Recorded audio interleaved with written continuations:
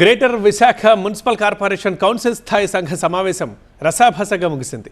కూటమి ప్రభుత్వం ఏర్పడిన తర్వాత తొలిసారి సమావేశమైన కౌన్సిల్ ఎజెండాలోని అంశాల్ని పూర్తిగా చర్చించకుండానే రేపటికి వాయిదా పడింది.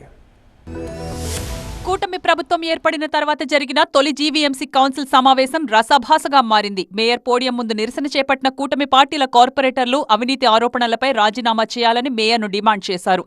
అయితే తనను రాజీనామా చేయమనే హక్కు కార్పొరేటర్లకు లేదని మేయర్ తేల్చి చెప్పడం ఇరు వర్గాల మధ్య వాగ్వాదం నెలకొంది.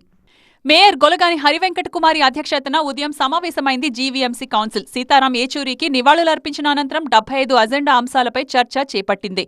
సమావేశానికి అన్ని పార్టీల కార్పొరేటర్లతో పాటు BJP MLA Vishnukumar Raju, YCP MLC Botsa Satyanarayana హాజరయ్యారు. ఈ క్రమంలో 0 అవర్పై పట్టుబట్టారు వైసీపీ సభ్యులు.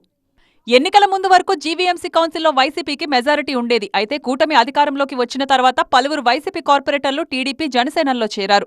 ఈ నేపథ్యంలో గత నెలలో జరిగిన స్టాండింగ్ కమిటీ ఎన్నికల్లో కూటమి అభ్యర్థులు గెలుపొందారు. వైసీపీ హయాంలో గత 5 ఏళ్లలో జరిగిన అభివృద్ధి పనుల్లో భారీగా అవినీతి జరిగిందని ఆరోపిస్తున్నారు కూటమి పార్టీల నేతలు.